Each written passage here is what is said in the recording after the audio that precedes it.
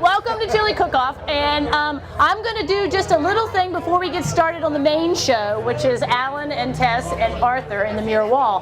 But I imagine you've been wondering what this is about, because this is an accoutrement that we usually don't have. What I want to do is share with you one of the members of our community, our local, Seneca climbing community, is really meeting his end in quite a remarkable way. And so I wanted to share this with you. John Rowe, I don't know who all you guys would know him, but John was a climber here, or has been for a number of years. He hadn't been around the last couple 3 years, because he was diagnosed with cancer. But John was like, he's just one of us. He likes to, trad climb, he likes to aid climb. Next. And John, these are just some shots that he shared with me from out in Yosemite. He's done a bunch of stuff out there. Let's see, he did North Dyke in 2004, and he did Washington Column in 2007. He did Snake Dyke in 2008, and Leaning Tower in 2009, and the Prow in 2010. So he's just a sort of a guy, like all of us. He likes to climb and likes to do stuff. Really, really likes to aid climb, I think.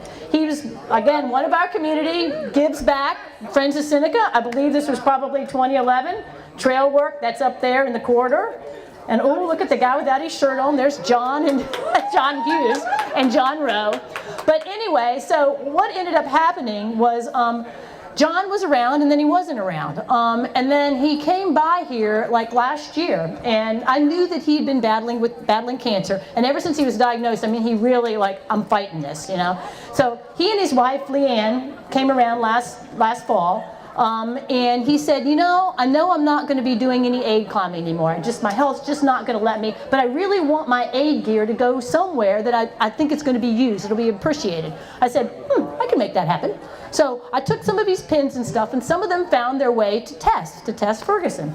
And when I told John that, he was really stoked. He was like, that's great, because I know that they're going to go do something cool. So anyway, off we go, and again, John continues to battle cancer, and then I got this email back on September the 30th, and it said, my news is not what usually qualifies as good. I've just learned that the quote-unquote last-ditch treatment was not successful for me, and that I shouldn't be counting on many more months on this earth. But I have found so much blessing in my 57 years, 58 if I make it to next week.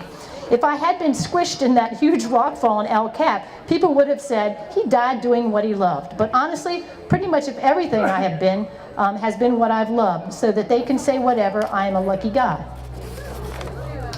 I am still thinking about my climbing gear. Last year when we met, I was disposing of my aid stuff, but I still kept keeping the traditional climbing bag in the hope that, vain as it turned out, that I might get back onto the rock again. It is weighing a little on my mind what to do with it, and I have a proposition.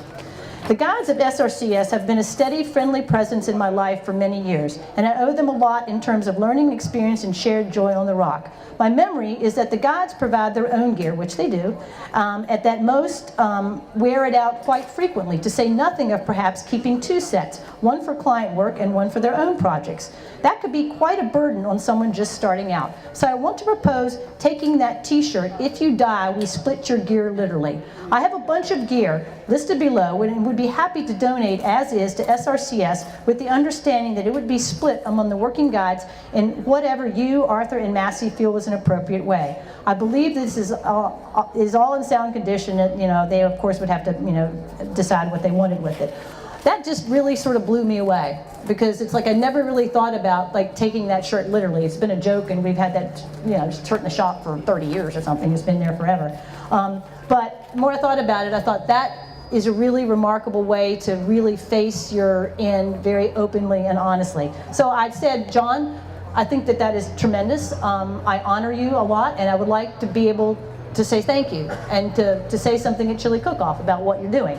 So I told him that, and I also told him that his pins made it up the mirror wall. And his response was, I am so glad to hear that my pins went up the mirror. For some reason, that was always my dream wall, the one I wanted to do if I ever fit competent enough to venture into El Cap at all. That never came, but the fact that my pins went ahead of me somehow gives me a sense of completion. Thank you for letting me know. I am really excited about all of this. So I just wanted to be able to say thank you to John for giving us the model of being so open and honest at the very end, and sharing his love of climbing and his comrades with everybody, because that's really what's binding us all together, is the love of climbing and our friends. So thank you, John Rowe. Hear, hear.